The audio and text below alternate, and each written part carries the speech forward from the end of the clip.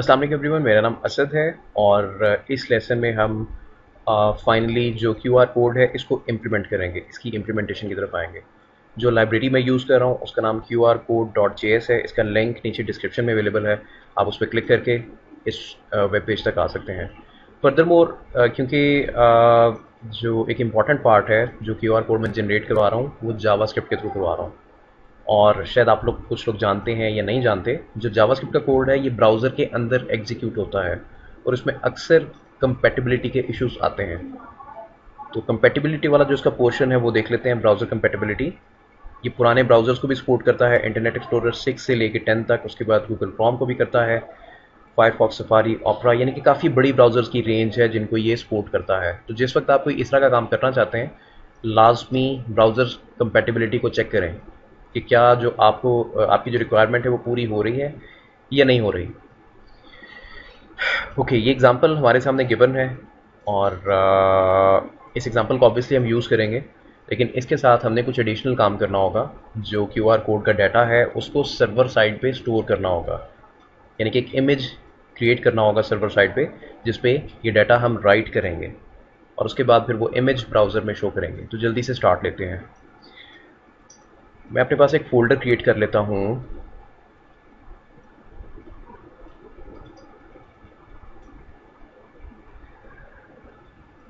और थोड़ा सा मैं जूम आउट कर लेता हूँ।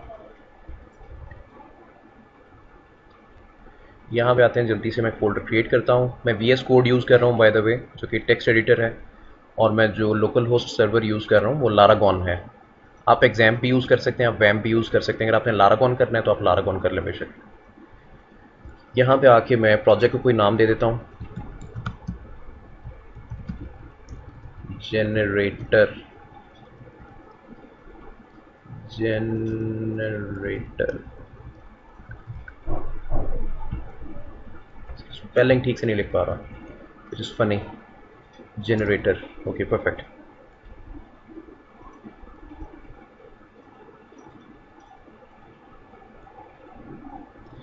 अब थोड़ा सा मैं जूम इन कर लेता हूँ ताकि आप लोगों को ठीक से नज़र आता रहे।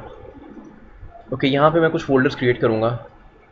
जो लोग मुझे पहले से देखते आ रहे हैं, जिन्होंने मेरे पुराने वीडियो लेसन देखे हैं, उनको आइडिया है मैं क्या करने वाला हूँ। पब्लिक जेएस, एक मैंने पब्लिक के नाम से फोल्डर बनाया और उसके अंदर एक मैंने जेएस के नाम से फोल्डर बनाया। अब मैंने एक और काम करना है, मैंने पब्लिक के अंदर एक और फोल्डर क्रिएट करना है और उसको मैं नाम दे दूंगा CSS का। और अब मैंने करना क्या है, मैंने कुछ फाइल्स को डाउनलोड करना है। सबसे पहले jQuery को डाउनलोड कर लेते हैं।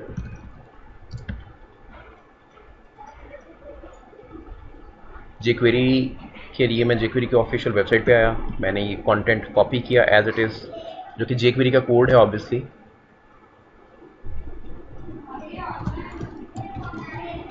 jQuery.min.js, इसके ऊपर ये कोड आ गया। उसके बाद जो बूटस्ट्रैप है उसको भी इंक्लूड कर लेते हैं।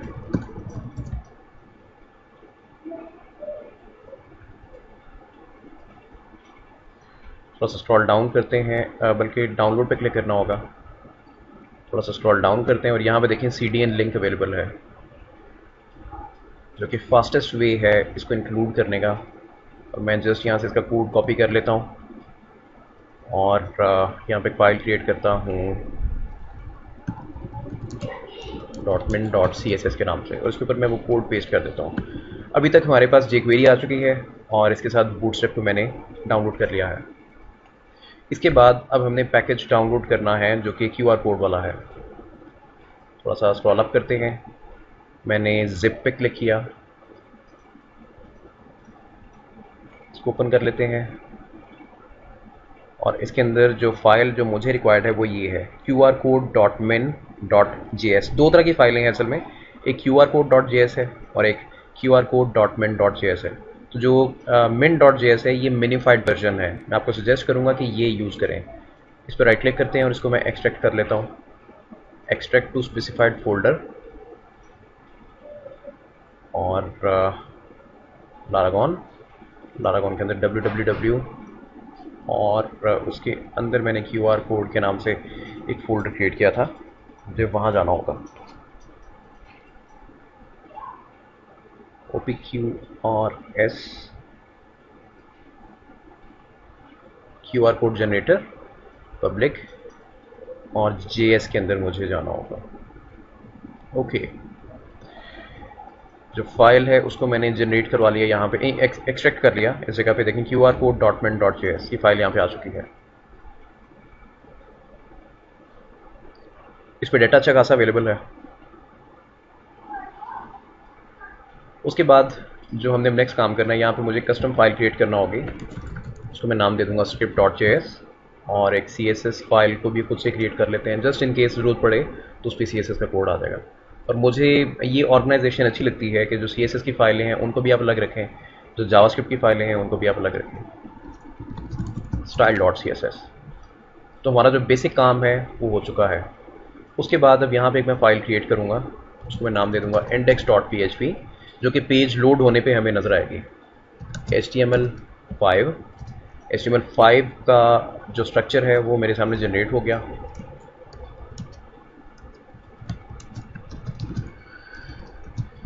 QR कोड ट्यूटोरियल, और यहाँ पे जो बूटस्ट्रैप है उसको भी लिंक कर लेते हैं।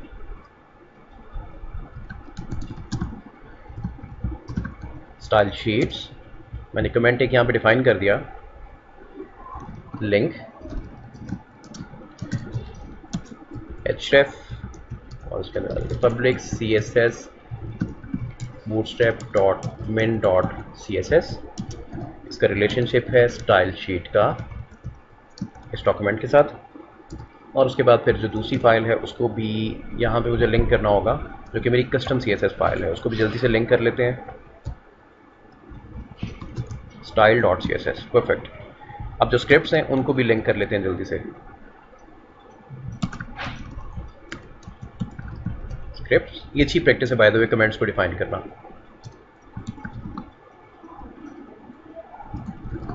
Script source public JS jQuery.min.js। jQuery में कंपैटिबिलिटी के लिए यूज़ कर रहा हूँ ताकि जो ब्राउज़र कंपैटिबिलिटी है वो ज़्यादा अच्छी रहे। अदरवाइज़ इसको आप वेनिला जावास्क्रिप्ट में भी कर सकते हैं, यानी कि जो जावास्क्रिप्ट की ओरिजिनल फॉर्म है उसके अंदर भी कर सकते हैं। अब जो QR कोड वाली लाइब्रेरी है उसको इंक्लूड करवाना है, तो qrcode.min.js। उसके बाद इसको मैं फिर से पेस्ट करता हूँ, और पेस्ट कर देने के बाद यहाँ पे आ जाएगा script.js, परफेक्ट।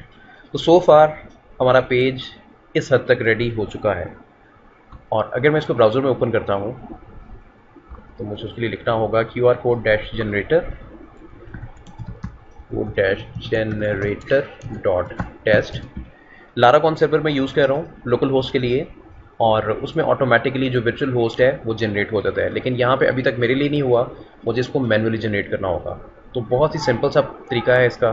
मैं जस्ट रीलोड पे क्लिक करूँगा, सर्वर रीलोड होगा और ये ऑटोमेटिकली देखेगा न्यू प्रोजेक्ट्स को और कॉरेस्पॉन्डिंग वर्चुअल होस्ट ऐड कर देगा, जो कि इसने ऐड कर दिया, परफेक्ट। अब मैं देखें रिफ्रेश करूँगा, और देखें जो मेरा प्रोजेक्ट फोल्डर है उसको मैं .test लगा के एक डोमेन की शक्ल में एक्सेस कर पा रहा हूँ ब्राउज़र में। इसलिए मैं लारागॉन को बहुत ज़्यादा लाइक करता हूँ। कुछ और भी वजूहत हैं, लेकिन ये वैसे भी लेसन लारागॉन से रिलेटेड नहीं है, तो मैं ज़्यादा इस पर बात नहीं करूँगा। ओके, उसके बाद अब जो सेक्शन है वो है स्पेसिफिकली कोड जनरेशन से रिलेटेड, यानी कि QR कोड को जनरेट कैसे करवाते हैं। बाय द वे ये जो मैं काम कर रहा हूँ आपके सामने, QR कोड मैंने पहले कभी भी जनरेट नहीं करवाया। मेरे पास जो रिक्वेस्ट आई थी मैं उसकी बेस पे कर रहा हूँ, और जो मेरे लेसन्स हैं उनको मैं प्रिपेयर नहीं करता, मैं डायरेक्टली रिकॉर्डिंग करता हूँ और मैं कोडिंग स्टार्ट कर देता हूँ, ताकि अगर कोई बीच में इशू आता है वो आप लोग भी देख सकें कि मैंने उस इशू को कैसे हैंडल किया था, और आप लोग लर्न कर सकें कि उन इश्यूज़ को आप कैसे टैकल करेंगे। तो जल्दी से यहाँ पे एक फॉर्म क्रिएट करते हैं।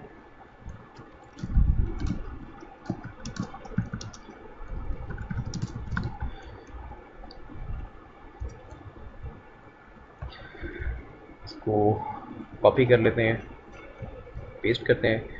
कमेंट्स वैसे ज़रूरी नहीं है, लेकिन कमेंट्स करना जो है अच्छी प्रैक्टिस है। रो, और एक मैं कॉलम यहाँ पे क्रिएट कर लेता हूँ, कॉलम -md-4 ऑफसेट पे डिफाइन कर देते हैं, ऑफसेट -md-4, ताकि पेज के सेंटर में आ जाए। और यहाँ पे हेडिंग आ जाएगी H1 QR कोड जनरेटर। उसके बाद नीचे फॉर्म रैपर आ जाएगा, उसके अंदर फॉर्म आ जाएगा, फॉर्म को एक क्लास असाइन कर देंगे फॉर्म के नाम से, एक्शन है वो .php, उसके बाद मेथड है पोस्ट, क्लास भी असाइन कर दी, एक्शन भी डिफाइन कर दिया और मेथड भी डिफाइन कर दिया, विच इज़ परफेक्ट। अब यहाँ पे आते हैं, नीचे आके मैं एक फील्ड ऐड करता हूँ, form group,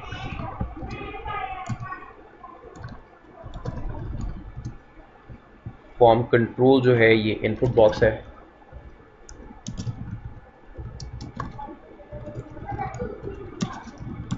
place holder URL, यहाँ पे URL आ गई और URL के बाद यहाँ पे नीचे बटन आ जाएगा। बटन को मैं कुछ क्लासेस असाइन कर देता हूँ, बटन प्राइमरी और button dash log, generate QR code. अब इसको सेव करते हैं, ब्राउज़र में देखते हैं हमारा पेज हमें कैसे दिखाई दे रहा है। Okay perfect. इसके ऊपर मैं थोड़ा सा मार्जिन भी ऐड कर देता हूँ, और मैं जितनी भी क्लासेस यूज़ कर रहा हूँ ये बूटस्ट्रैप 4 की हैं, मार्जिन टॉप 5 और हमारे पास टॉप पे कुछ मार्जिन आ चुका है। अब बिल्कुल ठीक लग रहा है। अब मैंने नेक्स्ट काम क्या करना है, नेक्स्ट यहाँ पे जो कुछ भी टाइप होगा उसको मैंने गेट करना है और उसको गेट करके मैंने QR कोड जनरेट करवाना है। अब नीचे जो QR कोड वाला सेक्शन है उस पर आ जाते हैं।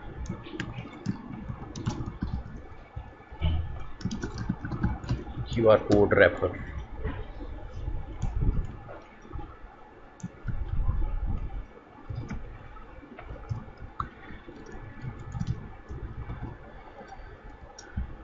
मैं इस पार्ट को कॉपी कर लेता हूँ ताकि मैं काम जल्दी कर सकूँ।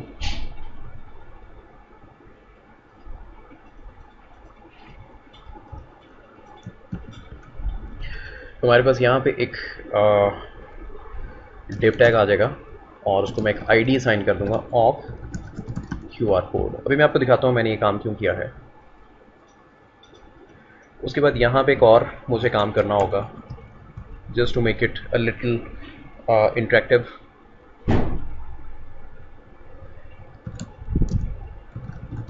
स्टेटस और इसके अंदर लिखा हुआ नज़र आ रहा होगा processing request, something like this. यानी कि जिस वक्त असल में जो मैं काम करना चाह रहा हूँ इसमें मैं एजेक्स को यूज़ करूँगा और एजेक्स को यूज़ करते हुए पेज रिफ्रेश नहीं होगा। जैसे ही फॉर्म सबमिट होगा हमने ये मैसेज शो करवाना है ताकि यूज़र को पता रहे कि कुछ हो रहा है behind the scenes.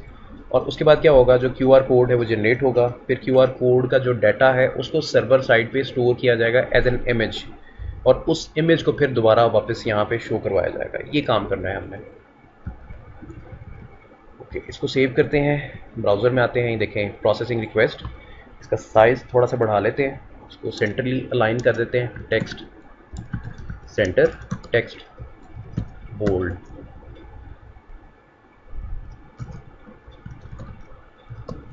Font weight bold. ये सारी बूटस्ट्रैप के क्लासेस हैं बाय द वे जो मैंने यूज़ की हैं। ओके, तो बाय डिफ़ॉल्ट इसको डिस्प्ले नन कर देते हैं और जो QR कोड है इसको भी डिस्प्ले नन कर देते हैं। उसमें क्लास असाइन करता हूँ डिस्प्ले नन। अब आते हैं जावास्क्रिप्ट की तरफ, और जावास्क्रिप्ट के थ्रू ऑब्वियसली जो फॉर्म की सबमिशन है मैंने उसको टैकल करना है। तो सबसे पहले मेक श्योर कर लेते हैं कि क्या jQuery प्रॉपरली इंक्लूड हो गई थी या नहीं हुई थी। तो उस पर्पज़ के लिए मैं jQuery का एक टेस्ट रन करने लगा हूँ।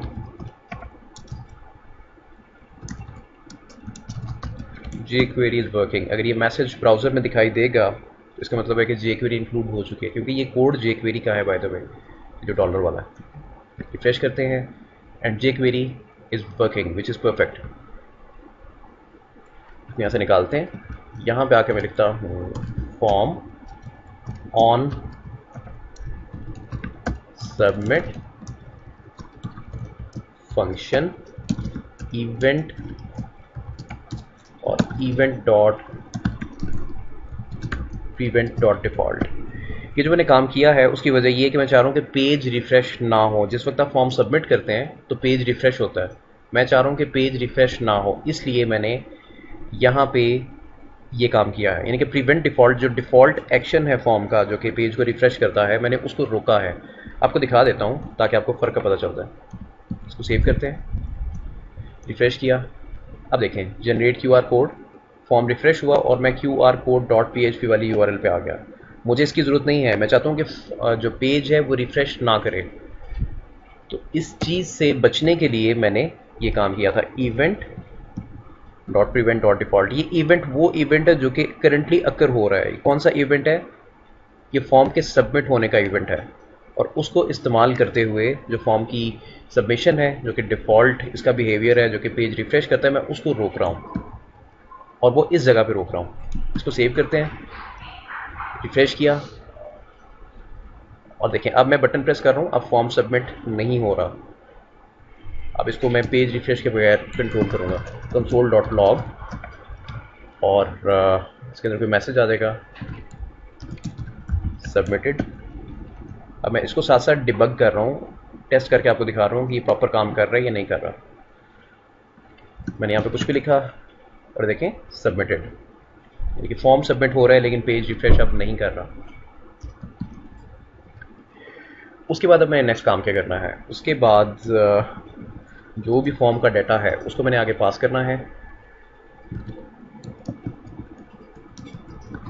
सेंड एजेक्स रिक्वेस्ट, और यहाँ पे आके जो फॉर्म का डाटा है वो मैंने पास करना है, var $form equals to $this। तो दिस जो है ये बेसिकली जो अभी फॉर्म सबमिट हो रहा है ये उसको रिप्रेजेंट कर रहा है, और उसको मैंने jQuery का जो ऑब्जेक्ट है उसके अंदर रैप कर दिया है, क्योंकि मैं jQuery के मेथड इस फॉर्म के साथ इस्तेमाल करना चाह रहा हूँ। अब जो मेरे पास फॉर्म है वो इस वेरिएबल में आ चुका है, इस वेरिएबल को आगे पास कर देते हैं। सेंड एजेक्स रिक्वेस्ट, ये फंक्शन इसे क्रिएट कर लेते हैं, सेंड एजेक्स रिक्वेस्ट, और उसके बाद var image data equals to get image data। Image data कहाँ से गेट करना है, अभी मैंने इस फंक्शन को डिफाइन करना है। अभी इसकी तरफ आते हैं, अब नीचे आते हैं, यहाँ पे आके मैं लिखता हूँ function get image data form, और इस जगह पे बेसिकली क्यूआर कोड जनरेट होगा। और क्यूआर कोड जनरेट कराने से पहले हमारे पास जो डाटा आ रहा है फॉर्म के अंदर से उसको भी किसी तरह से हमने हैंडल करना है, उसको ग्रैब करना है। तो मैं यहाँ पे आके नेम लिखता हूँ, उसको कोई नेम असाइन कर देते हैं, URL। इस URL को बेसिकली हमने क्यूआर कोड के अंदर इम्बेड करना है।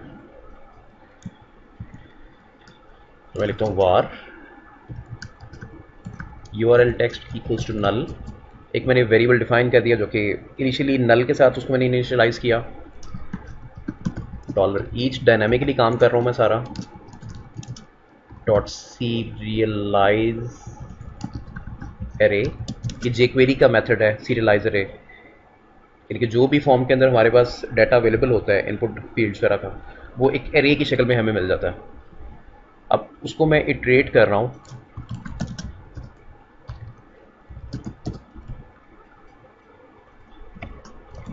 Index input, just to make sure कि प्रॉपर काम कर रहा है नहीं। मैं आपको दिखा देता हूँ ताकि आपको पता रहे।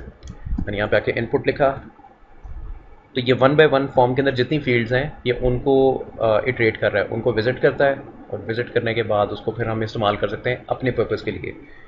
तो यहाँ पे कोई भी URL आ गई जनरेट, तो ये देखें नेम है URL, उसकी जो वैल्यू है वो आपको ये दिखाई दे रही है। और ये नेम URL किसका है, ये बेसिकली जो मैं टारगेट कर रहा हूँ, मैं इसको टारगेट कर रहा हूँ, इस इनपुट बॉक्स को। देखें नेम URL, हमें इसकी वैल्यू गेट करनी है, तो डायनामिकली मैं यहाँ पे इसकी वैल्यू गेट कर रहा हूँ। अक्सर लोगों को मैंने देखा है वो इनपुट बॉक्सेस को स्पेसिफिक IDs या स्पेसिफिक क्लासेस असाइन करके वैल्यूज़ वहाँ से निकाल लेते हैं, तो मुझे वो अप्रोच अच्छी नहीं लगती। मेरा दिल करता है कि मैं इसको ज़्यादा से ज़्यादा डायनामिक बनाऊँ ताकि फॉर्म का स्ट्रक्चर जैसा मर्जी हो हम उसको टैकल कर सकें किसी ना किसी तरह से। तो देखें यहाँ पे मेरे पास डाटा आ चुका है। अब मैंने डाटा गेट कैसे करना है, इसका स्ट्रक्चर देखें। सबसे पहले मैंने किसको आउटपुट करवाया, मैंने इनपुट को आउटपुट करवाया। तो इनपुट क्या है, ये एक ऑब्जेक्ट है, और उस ऑब्जेक्ट के अंदर हमें दो प्रॉपर्टीज नज़र आ रही हैं, एक नेम और एक वैल्यू। तो अगर मैंने स्पेसिफिक होना है, मैंने सिर्फ और सिर्फ यूआरएल वाले नेम की वैल्यू गेट करनी है, तो मैं यहाँ पे आके एक कंडीशन प्लेस कर देता हूँ। कैसे करूँगा आपको दिखा देता हूँ। If input dot name equals to URL, अगर मेरे पास कोई ऐसा नेम आ जाता है जिसकी वैल्यू यूआरएल है, तो मैंने उसकी वैल्यू बेसिकली इस वेरिएबल पे स्टोर करवानी है। बाय द वे इस लेसन के लिए ये ज़रूरी नहीं है, लेकिन जस्ट मैंने आपको आइडिया दिया है कि अगर आपके पास ज़्यादा फील्ड्स आ रही हैं और आप उन फील्ड्स के जो नाम हैं उस बेस पे आपको डिसीजन टेकिंग करना चाह रहे हैं, तो आप इस तरह से इफ़ की कंडीशन प्लेस करके कर सकते हैं। It's totally up to you. अभी मैं इसको निकाल देता हूँ और मैं यहाँ पे आके सिंपली लिखूंगा URL text equals to input dot value, यानी कि इनपुट डॉट वैल्यू, मैंने इस वैल्यू को एक्सेस किया है। और ये वैल्यू कौन सी है, ये आपको लिखी हुई नज़र आ रही है, जो कि मैंने ब्राउज़र में टाइप की थी, ये आप देख सकते हैं। ओके, हमारे पास ये वैल्यू आ चुकी है। इस वैल्यू के आ जाने के बाद अब हमने एक नेक्स्ट काम करना है। वो क्या है, कुछ बेस्ट प्रैक्टिसेस हैं। सबसे पहले चेक करना है कि इस वेरिएबल की लेंथ क्या आ रही है, इसके अंदर जो स्ट्रिंग है उसकी लेंथ कितनी है। अगर तो लेंथ है, इसका मतलब है कि इसके अंदर डाटा अवेलेबल है। अगर तो ये खाली है तो इसकी लेंथ नहीं होगी। इसको आप ऐसे भी टेस्ट कर सकते हैं। ऐसे अगर आप टेस्ट करेंगे तो इसका मतलब है कि अब ये नलेबल नहीं है। एंड देन थोड़ी सी strong testing, URL text dot length. अब ये कंडीशन उस सूरत में एग्जीक्यूट होगी अगर हमारे पास यूआरएल टेक्स्ट वाला जो वेरिएबल है उसके अंदर कोई कंटेंट अवेलेबल है, फिर ये एग्जीक्यूट होगी। अब जो नेक्स्ट काम करना है उसकी तरफ आते हैं। इन्होंने एग्जांपल करके दिखाई है हमें। यहाँ पे आप देख सकते हैं न्यू क्यूआर कोड, और इसको इन्होंने एक ऑब्जेक्ट पास किया है, यानी कि डॉम एलिमेंट पास किया है। वो हमें डॉम एलिमेंट पास करना होगा। तो मैं काम करता हूँ, मैं यहाँ पे आके लिखता हूँ न्यू क्यूआर कोड, ये उनका कंस्ट्रक्टर मेथड है जिसको वो यूज़ कर रहे हैं। और इसके अंदर फिर जो हमारा टारगेटेड एलिमेंट है उसको पास करना होगा। तो मैं यहाँ पे आके लिखूँगा हैशटैग ऑफ क्यूआर कोड, उसका डॉम एलिमेंट पास करना है। उसके लिए मुझे 0th इंडेक्स पे जो डॉम एलिमेंट है उसको एक्सेस करना होगा। इसका मतलब क्या है आपको दिखा देता हूँ। console.log, ये मैं साथ साथ डिबगिंग कर रहा हूँ क्योंकि मुझसे बार बार क्वेश्चंस किए जाते हैं कि मेरे कोड में मसला आ रहा है, मैं उसको कैसे चेक करूँ। ये डिबगिंग आपको मैं साथ साथ इसलिए दिखा रहा हूँ। इस पार्ट को कॉपी कर लेते हैं, मैं इसको टारगेट कर रहा हूँ बेसिकली।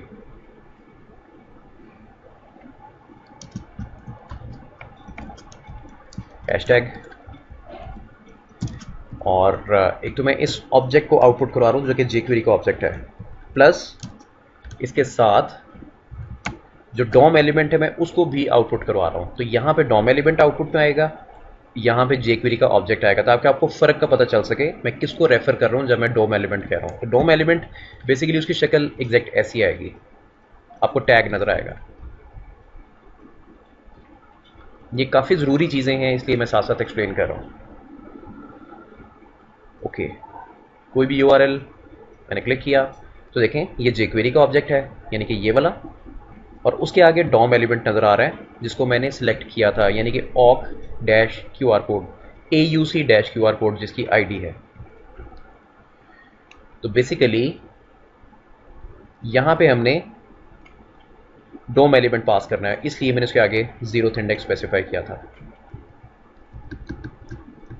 बिल्कुल सिंपल सा कोड है इसका, कोई लंबा चौड़ा कोड नहीं है। और उसके बाद जो भी हमारे पास टेक्स्ट था यूआरएल टेक्स्ट, वो भी मैंने आगे नेक्स्ट पास कर दिया इस जगह पे। और अभी फ़िलहाल जो डिस्प्ले नन है मैं इसको रिमूव कर देता हूँ ताकि हमें प्रॉपरली क्यूआर कोड नज़र आ सके। मैं कुछ भी यहाँ पे टाइप करता हूँ, जनरेट क्यूआर कोड, देखें हमारा कोड सक्सेसफुली जनरेट हो चुका है, जो कि बिल्कुल ठीक काम कर रहा है, कोई इशू नहीं है इस पर। अब जो नेक्स्ट टारगेट है हमारा, हमने बेसिकली इस क्यूआर कोड का जो डाटा है, इमेज का डाटा, वो रीड करना है और उसको सर्वर पे भेजना है, और सर्वर पे जाके वो एज एन इमेज स्टोर होगा और उसके बाद उस इमेज को ब्राउज़र में शो करवाना है। तो ये हमारा बेसिक टारगेट है जो हमने करना है। अब इसको कैसे टैकल किया जाएगा, इसका स्ट्रक्चर देखते हैं। सबसे पहले हमारे पास स्ट्रक्चर क्या आया है। मैंने इस एरो पे क्लिक किया और देखें AUC डैश QR कोड, ये देखें AUC डैश QR कोड, ये बिल्कुल खाली है, यहाँ पे इसके अंदर कुछ नहीं है। लेकिन यहाँ पे जो हमें डॉम के अंदर दिखाई दे रहा है उसके अंदर एक कैनवस वाला टैग है और कैनवस के साथ आगे एक इमेज का टैग है और इमेज वाले टैग के अंदर आगे इसका डाटा शो हो रहा है हमें। अगर मैं इस डाटा को ब्राउज़र में ओपन करता हूँ डायरेक्टली तो देखें ये हमें यहाँ पे दिखाई दे रहा है, प्रॉपरली लोड हो रहा है। तो अब हमारा नेक्स्ट गोल क्या है? डाटा गेट करना है। डाटा कहाँ से गेट करना है? डाटा यहाँ से गेट करना है, ये वाला। अब इसको गेट कैसे किया जाएगा उसकी तरफ आते हैं। इसको ऑब्वियसली जावास्क्रिप्ट के थ्रू किया जाएगा। तो सबसे पहली चीज़, जिस वक्त यहाँ पे हम इमेज को जनरेट करवा रहे होंगे तो मैंने एक मैसेज यहाँ पे शो करवाना है, प्रोसेसिंग रिक्वेस्ट, इसको नज़र आना चाहिए। तो जो स्टेटस है इसको टारगेट कर लेता हूँ। उसका ज़्यादा बेहतर वे में वैसे कर सकते हैं, डायनामिकली शो करवा सकते हैं। ये तो जस्ट मैंने इसको हाइड कर दिया, शो करवा दिया। Status dot remove class D none, यानी QR कोड उसी सूरत में डिस्प्ले होगा जब वो सर्वर साइड पे स्टोर होगा। प्रोसेसिंग रिक्वेस्ट आ गया। अभी QR कोड को हम यहाँ पे हाइड कर देंगे, उसको भी शो करवाने की ज़रूरत नहीं है।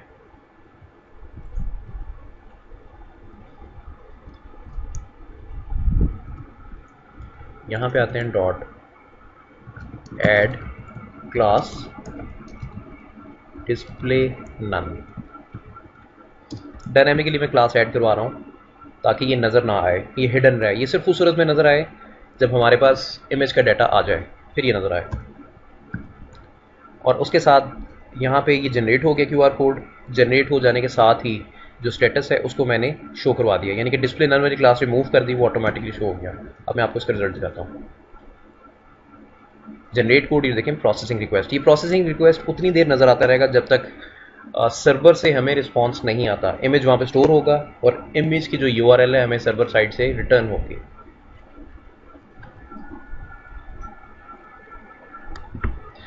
अब इसको टैकल कर लेते हैं। अब मैंने इमेज का डाटा बेसिकली रीड करना है। वो कैसे रीड करेंगे? कैनवस पे मैंने कभी काम नहीं किया, देखते हैं कि कैनवस से डाटा रीड कैसे किया जाता है।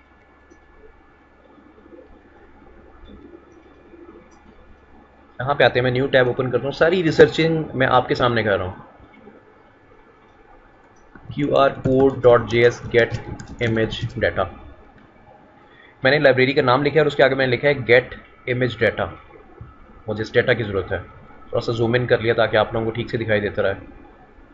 अब ये किसी ने सेम एग्जैक्ट क्वेश्चन देखें यहाँ पे पोस्ट किया हुआ है, hopefully convert jQuery QR code to image using JS। ये देखें, अब यहाँ पे बताया जा रहा है कि कैनवस को टारगेट करना होगा। यहाँ पे देखें, कैनवस को टारगेट करना होगा, फिर कैनवस से इमेज का डाटा निकालना होगा, ये कहा जा रहा है यहाँ पे। तो देखें, हर चीज़ का सलूशन इंटरनेट पे अवेलेबल है। जिन भाई साहब ने ये लेसन रिक्वेस्ट किया था वो काफ़ी दिन से इस प्रॉब्लम में फंसे हुए थे। मुझे अफसोस और गुस्सा इस चीज़ पे आता है कि मतलब आप अपने आप को डेवलपर कंसिडर करना शुरू कर देते हैं, लेकिन आपको पता ही नहीं है कि यार वो चीज़ें ढूंढनी कैसे हैं। ये example, to be honest with you, ईमानदारी से मैं बता रहा हूँ कि जो एग्जांपल मैं आपके सामने कर रहा हूँ ये मैं आज पहली दफ़ा कर रहा हूँ। इसको मैंने पहले कभी नहीं किया। अगर मेरे जैसा बंदा कर सकता है तो ऑब्वियसली आप भी कर सकते हैं। तो फिर आप लोगों में से काफ़ी लोग कहते हैं आप तो सर एक्सपर्ट हैं, आप तो कर लेंगे। भाई ये बेसिक चीज़ें हैं, जो एक्सपर्ट लेवल की चीज़ें हैं वो मैं आपको दिखाऊंगा तो वो टोटली आपके ऊपर से गुजरेंगी, वो आपको उसकी अलिफ बे भी समझ नहीं आएगी। ये बिल्कुल बेसिक चीज़ें हैं। चलें खैर, यहाँ पे उन्होंने जो QR कोड है उसको इनिशिएट करवा दिया जो कि इमेज URL थी उसके साथ। अब मैंने कैनवस को टारगेट करना है। तो हमारे पास देखें कैनवस कहाँ पे है, QR कोड वाला हमारा टैग आपको दिखाई दे रहा है, उसके अंदर देखें कैनवस है। तो इस कैनवस को मैंने टारगेट करना है। यहाँ पे आते हैं, मैं यहाँ पे आके लिखता हूँ वार कैनवस इक्वल्स टू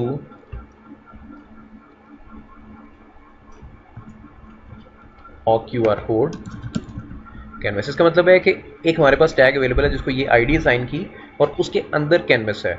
बल्कि आप यहाँ पे देख सकते हैं, ये देखें AUC-QR कोड और उसके अंदर कैनवस है। और यही काम इन्होंने स्टैक ओवरफ्लो पे भी करके दिखाया है। देखें, आउटपुट और उसके अंदर कैनवस है। आउटपुट ये बेसिकली QR कोड वाला इनका एलिमेंट है जिसको ये टारगेट कर रहा है। उसके बाद जो कैनवस है हमारे पास, उसको कैनवस वाले वेरिएबल में स्टोर करवा सकते हैं जस्ट टू मेक श्योर कि हमारे पास उसका ऑब्जेक्ट आ चुका है, ये नहीं आया। तो console.log कैनवस, इसको यहाँ पे आउटपुट करवा के देख लेते हैं। तो देखें, डिबगिंग में साथ साथ कर रहा हूँ, जो भी मेरे पास डाटा आ रहा है मैं उसको साथ साथ आउटपुट में लेके आ रहा हूँ ताकि नज़र आता रहे कि मेरे पास एक्चुअली क्या अवेलेबल है। वापस आते हैं, कंसोल पे आते हैं, मैंने क्लिक किया तो देखें कैनवस वाला जो ऑब्जेक्ट है वो सिलेक्शन में आ गया। इस डॉम एलिमेंट को मैंने सिलेक्ट कर लिया। उसके बाद नेक्स्ट काम क्या करना है, इसमें से डाटा एक्सट्रैक्ट करना है। तो देखें, ये डाटा एक्सट्रैक्ट करने का इन्होंने तरीकाकार बताया है। इस लाइन को एज इट इज कॉपी कर लेते हैं।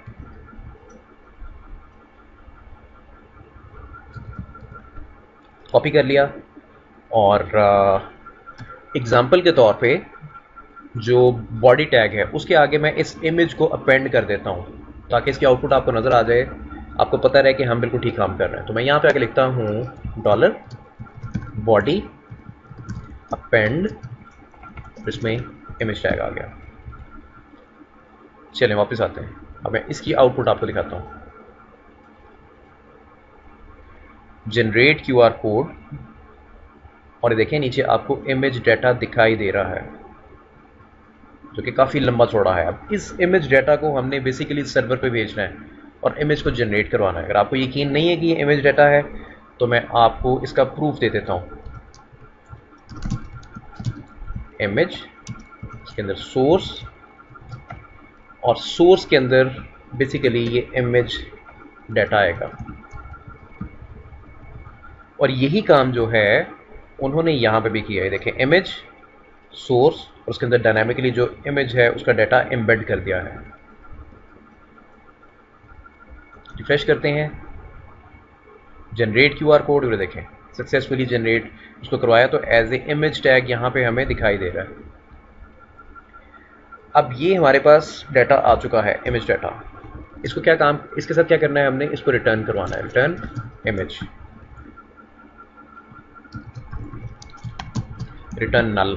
अब ये फंक्शन का काम कर रहा है, ये बेसिकली इमेज का डाटा गेट कर रहा है, हमें रिटर्न करवा रहा है। तो दो पॉसिबिलिटीज़ हो सकती हैं, या तो हमें इमेज का डाटा मिलेगा या हमें इमेज का डाटा नहीं मिलेगा। अगर इमेज का डाटा मिल गया तो ये इमेज का डाटा रिटर्न कर देगा, अगर इमेज का डाटा ना मिला तो ये नल रिटर्न कर देगा। ये अच्छी प्रैक्टिस है। ओके, सेंड इमेज डाटा,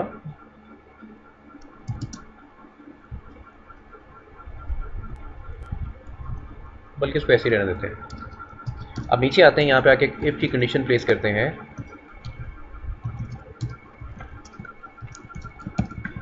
अगर तो इमेज डाटा आ गया, नल के इक्वल नहीं है, इसका मतलब ये है कि अब यहाँ पे हम एजेक्स की रिक्वेस्ट सेंड करेंगे।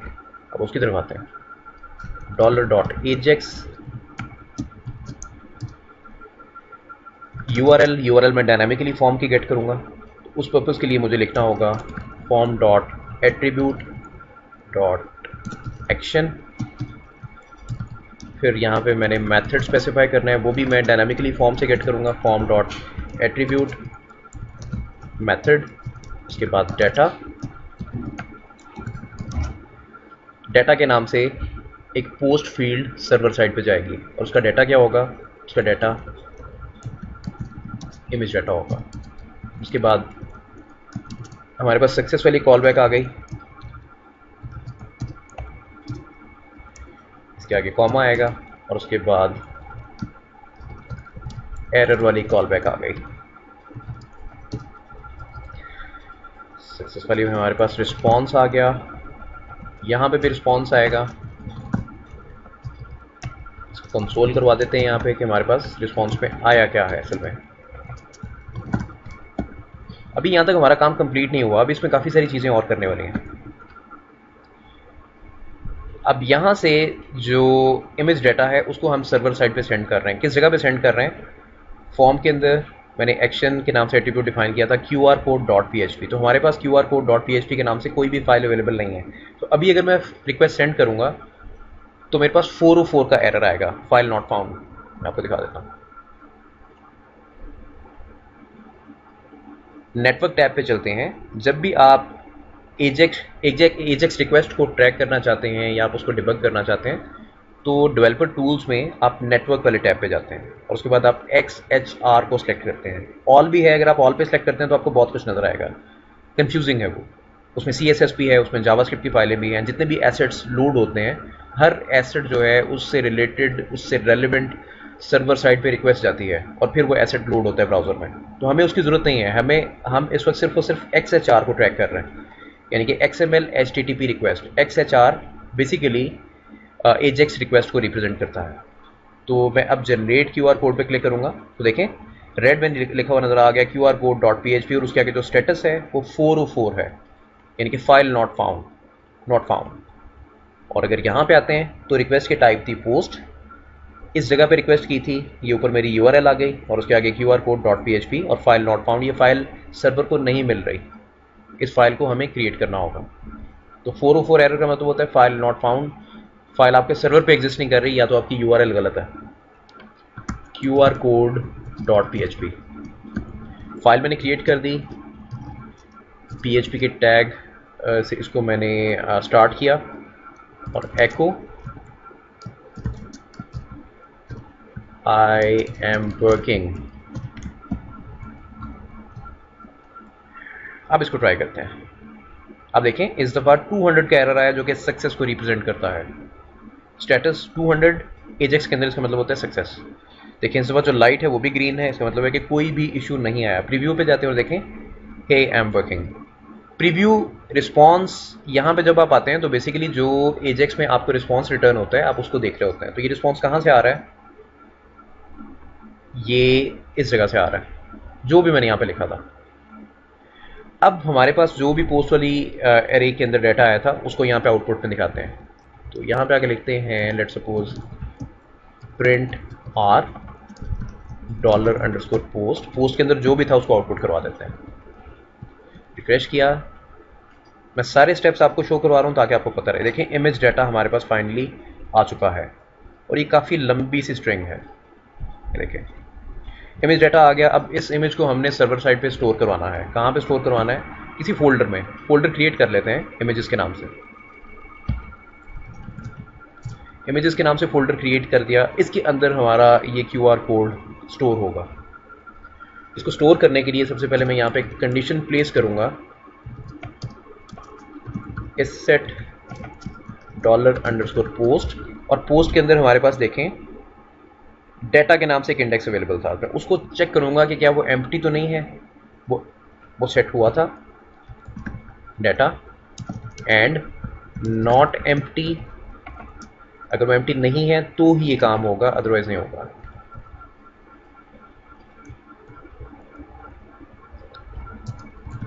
एल्स वाला केस यहाँ पे आप एरर को यूज़र को शो करवा सकते हैं कि अगर सर्वर पे डाटा रिसीव नहीं हुआ था तो आप यहाँ पे दिखा सकते हैं एरर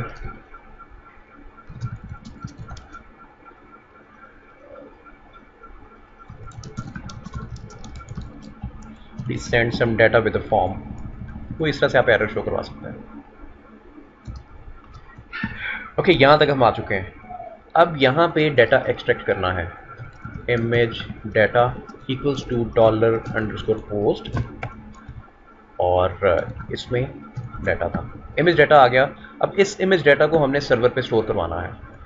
इसमें से कुछ इन्फॉर्मेशन को निकालना है हमने। बेसिकली वो इन्फॉर्मेशन कौन सी है, उसमें सबसे पहले तो ये इमेज के टाइप को निकालना है, ये वाला पार्ट, और उसके बाद जो इमेज का एक्चुअल डाटा है उसको निकालना है।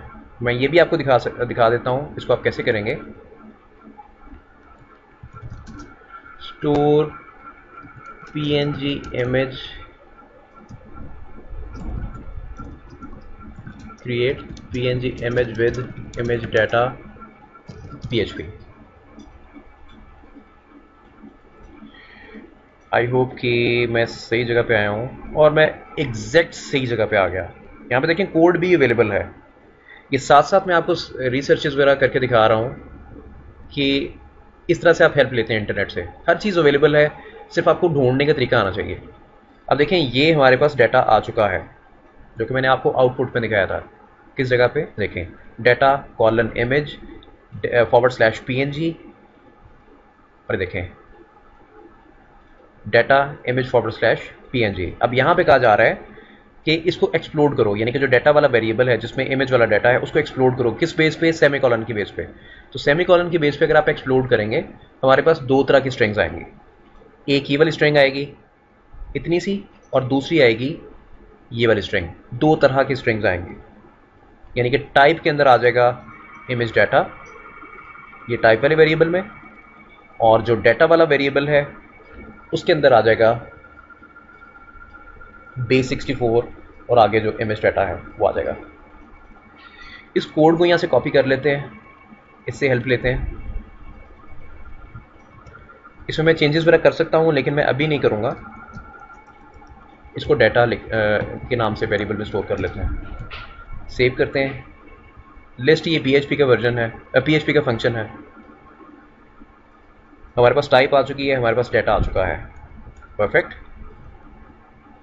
उसके बाद base64 डाटा, इसको डिकोड करना है, जो कि base64 डाटा है। डिकोड कर लिया और उसको फाइनली सर्वर साइड पे स्टोर कर देना है फाइल की शक्ल में। अब यहाँ पे इन्होंने इमेज को नाम दिया है image.png। इसको हम ये नाम नहीं देंगे, इसको हम कोई डायनामिक नेम असाइन करेंगे। तो मैंने क्या काम किया है, मैंने यहाँ पे एक जो टाइम स्टैम्प है, जो करंट टाइम है, मैंने वो फंक्शन यूज़ कर लिया है टाइम वाला, और उसके आगे png.png यानी कि फाइल का नाम है, और हमारे फोल्डर का नाम है पब्लिक इमेजेस। इसको निकाल देंगे, इमेजेस वाले फोल्डर के अंदर ये कंटेंट जाएगा। तो इसको ज़्यादा बेहतर बनाने के लिए मैं यहाँ पे आगे लिखता हूँ फाइल नेम इक्वल्स टू, इसको इस तरह कर लेते हैं, ये ज़्यादा बेहतर है। और उसके बाद फिर यहाँ पे फाइल नेम आ जाएगा, बल्कि पूरी URL यहाँ पे आ सकती है, लोकल पाथ यहाँ पे आ सकता है, पब्लिक इमेजेस, और उसके आगे इमेज आ जाएगा, और यहाँ पे डायरेक्टली फाइल नेम आ जाएगा। ये अपनी आसानी के लिए मैंने किया है। जब ये काम हो जाएगा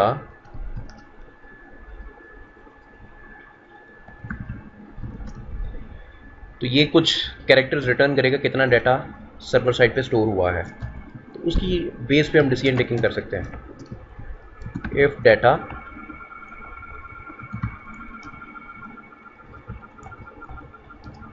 इसका एल्स वाला पार्ट भी आ जाएगा। अगर तो डाटा रीड हो गया था तो ये सक्सेस है। तो यहाँ पे आके लिखेंगे एको जेसॉन एनकोड, उसके अंदर एक PHP की अरे पास कर देंगे, इमेज डाटा, और जो भी इमेज का डाटा था, सॉरी इमेज पाथ आ जाएगा, URL, और यहाँ पे आ जाएगा फाइल नेम,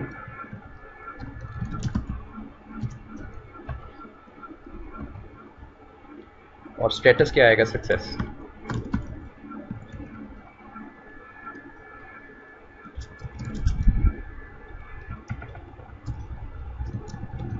स्टेटस ये अच्छी अप्रोच है इस तरह से काम करना। अदरवाइज़ अगर कोई किसी तरह से एरर आ जाता है, कोई मसला आ जाता है, तो फिर क्या काम करेंगे, यहाँ पे एरर शो करवा देंगे।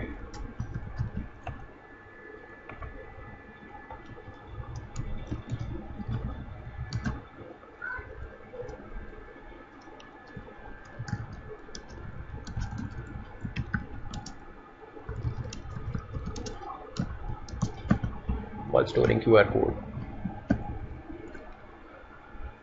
एक दफ़ा हमें URL रिटर्न हो रही है इमेज की और सक्सेस के केस में, और अगर हमारे पास जो स्टेटस है वो एरर की शक्ल में आ रहा है तो फिर ये मैसेज आएगा साथ। ये मैसेज हम ब्राउज़र में शो करवा सकते हैं, और जो इमेज है वो बेसिकली इमेजेस वाले फोल्डर के अंदर आ जाना चाहिए। तो let's give it a try.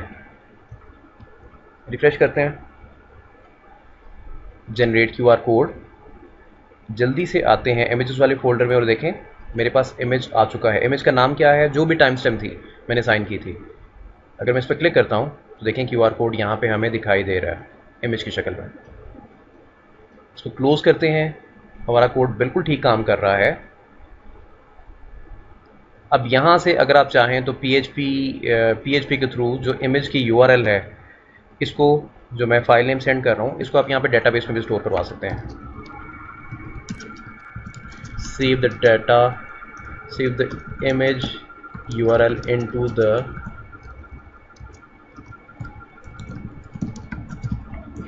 Database table. इस जगह पे आप स्टोर करवा सकते हैं और फिर उस डेटाबेस टेबल के थ्रू यहाँ पे आप इसको ट्रैक कर सकते हैं और ये कंटेंट यूज़र को दिखा सकते हैं। बहरहाल URL आ गई हमारे पास।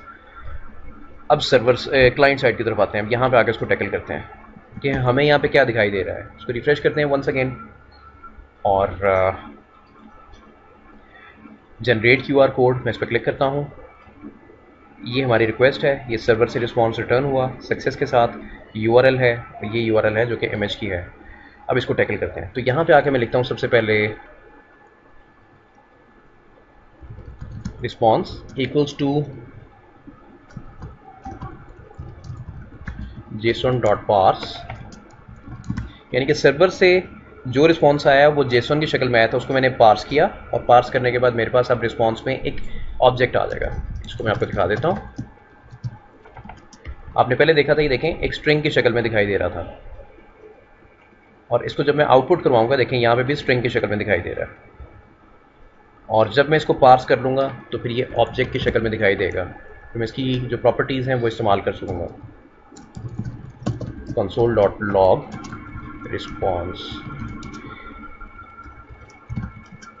ये पार्स करने से पहले और ये पार्स करने के बाद आपको फ़र्क नज़र आएगा। इसको रिफ्रेश किया, जनरेट, तो देखें पार्स करने के बाद हमारे पास ऑब्जेक्ट आ गया और पार्स करने से पहले जस्ट एक ही स्ट्रिंग थी जो कि JSON स्ट्रिंग थी। तो ऑब्जेक्ट की शक्ल में आप जो स्टेटस वाली प्रॉपर्टी है इसको भी एक्सेस कर सकते हैं, हम URL वाली प्रॉपर्टी को भी एक्सेस कर सकते हैं। तो अब क्या काम करेंगे, बहुत सिंपल सा काम है। यहाँ पे आके कंडीशंस हम प्लेस कर सकते हैं।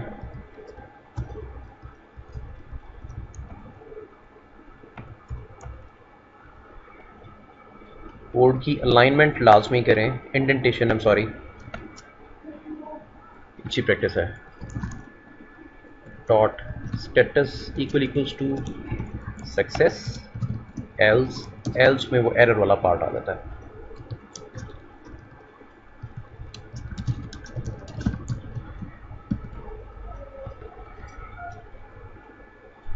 और अगर कोई HTTP से रिलेटेड एरर आता है यानी कि रिक्वेस्ट से रिलेटेड, वो एरर्स यहाँ पे आएंगे, फिर ये मेथड ऑटोमेटिकली इन्वोक होगा। अब यहाँ पे आके क्या काम करना है, अब मैं काम करता हूँ #ऑफ QR code.html। जो QR कोड वाला हमारे पास रैपर था मैं उसको पॉपुलेट कर रहा हूँ, यानी कि ये वाला। उसके अंदर मैं कुछ कंटेंट डाल रहा हूँ। वो कंटेंट क्या है मैं उसकी तरफ आता हूँ। बेसिकली हमने यहाँ पे इमेज शो करवाना है। इसके अंदर एक इमेज टैग आएगा और इमेज टैग का ऑब्वियसली सोर्स भी होगा। जो सोर्स होगा वो हम डायनामिकली इंजेक्ट करेंगे। तो कहाँ से आएगा, response.url से। ओके, और इसके साथ जो स्टेटस नज़र आ रहा था, हमें शो हो रहा था, उसको डिस्प्ले नन की क्लास असाइन कर लेंगे।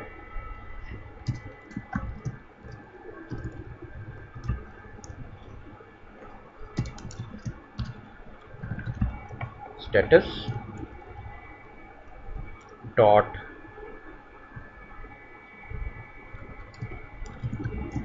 Add class display none. ज़्यादा बेहतर अप्रोच ये है कि यहाँ पे जो मैंने डायरेक्टली लिखा हुआ है प्रोसेसिंग, इसको यहाँ से निकाल दें, इसको खाली कर दें और जिस वक्त यहाँ पे ये काम हो रहा होगा display none, status remove class ये, और स्टेटस के अंदर कोई टेक्स्ट आप इसको असाइन कर देंगे।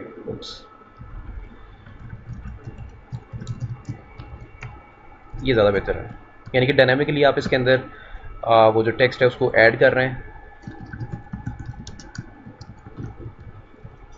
प्रोसेसिंग रिक्वेस्ट, और इस जगह पे जब आप आ रहे हैं तो आप इसको एम्प्टी कर रहे हैं .html, उसको मैं एम्प्टी स्ट्रिंग असाइन कर रहा हूँ इस तरह से। तो फाइनली हमारा काम सारा हो चुका है। वापस आते हैं URL और जनरेट QR कोड, और QR कोड जो है मेरे ख्याल से उस पर मैंने डिस्प्ले नन की क्लास अप्लाई की थी, उसको रिमूव कर देते हैं।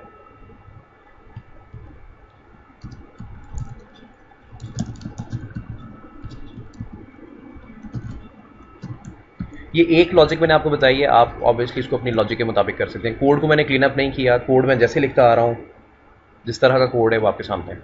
और देखें QR कोड आपके सामने आ चुका है। अगर मैं इसकी अब आपको URL दिखाता हूँ, open image in new tab, तो आप देखें पब्लिक इमेजेस और ये इमेज है, और उसको मैंने सर्वर साइड पे स्टोर किया है। और यहाँ पे आके आप देख सकते हैं कि काफ़ी सारे आपको 4 इमेजेस नज़र आ रहे हैं। इनको मैं डिलीट करता हूँ सबको वन बाय वन, और फिर से मैं स्टार्ट लेता हूँ ताकि आपको मैं एक दफ़ा इसकी वर्किंग दिखा सकूँ।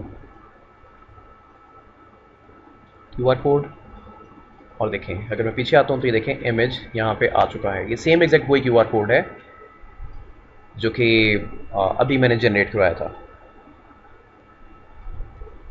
तो मेरे ख्याल से डिस्कशन इस लेसन के लिए काफ़ी, उम्मीद करता हूँ कि जो कॉन्सेप्ट है आपकी समझ में आ गया। लेकिन स्टिल अगर आपकी समझ में नहीं आता तो आप मुझसे कांटेक्ट कर सकते हैं।